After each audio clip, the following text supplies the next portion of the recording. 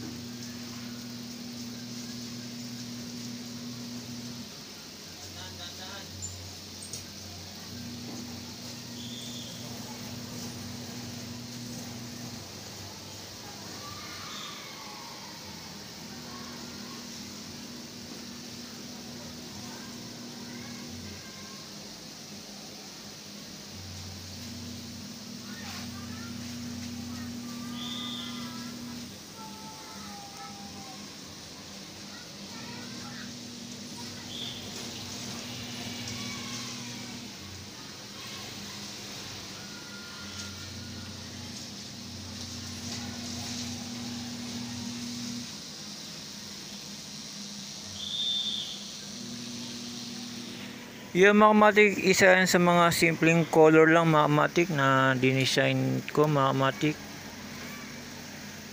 Ayan mga matik, makikita nyo yan. Ano oras ko lang nang sinimulan yan mga matik.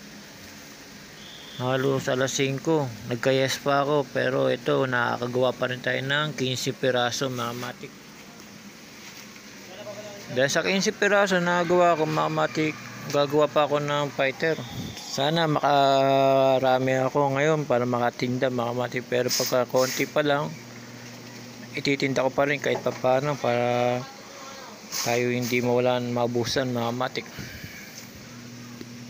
Ganito sinasabi ko sa inyo mga matik, pagka kayo natutunan gumawa ng saringgola mga matik, kayo mismo nyo ay makakagawa kayo mas maganda pa dito mga matik. Mas maganda pa dito mga matik, manood ka lang ng mga video, meron iilan mga matik na kung paano gumawa ng dibaso na itinuro ko dyan mga matik. Panoorin nyo lang, hanapin nyo sa video mga kamatik dyan sa aking YouTube channel Ducamatic mga matik. Makikita mo kung paano gumawa ng dibaso, simple lang mga matik. Sa ngayon mga matik, ito pinakikita ko sa inyo, simpleng formal lang mga kamatik na pinakita ko at ginawa ko mga kamatik para makagawa pa tayo ng panibago mga kamatik. Pero yan mga kamatik, kung gagandahan ko pa mga kamatik, meron akong mas maganda pang gagawin sana mga kamatik. Siyempre paninda, siguro sa susunod na summer na lang mga kamatik, kaya handa ako mga October pa lang siguro gagawa na ako mga kamatik. Sa ngayon mga kamatik, pinasilip ko lahat, pinakita ko sa inyo mga kamatik yung mga ginawa ko ngayong tanghali mga kamatik. Simpleng disenyo, mga dibaso mga kamatik. Mga dibaso to mga kamatik na pandagitan mga kamatik, kahit anong klaseng saringgola. Pagka ito ginamit mo dibaso, automatic tanggal ang mga saringgola nila mga kamatik.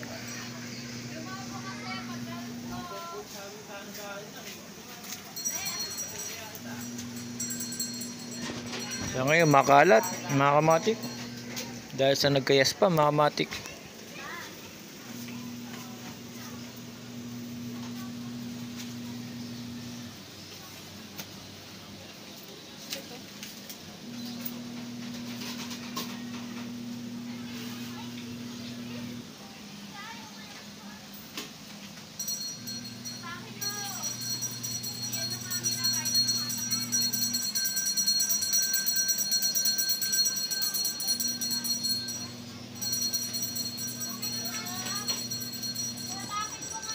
Mamaya mga kamatik, magpapalipad ako ng isa para makita nyo. Siguro ito, ganitong klase, paliliparin ko mamaya. Yan, paliliparin ko yan mamaya para mas maganda mga kamatik.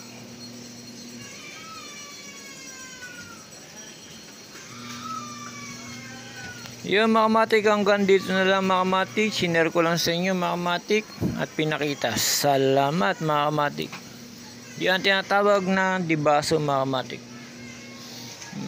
Ang dibaso mga kamatik, ito yung pinakamagandang pagdagitan sa mga saranggola. Yung mga kamatik, hanggang dito na lang again mga kamatik. Salamat.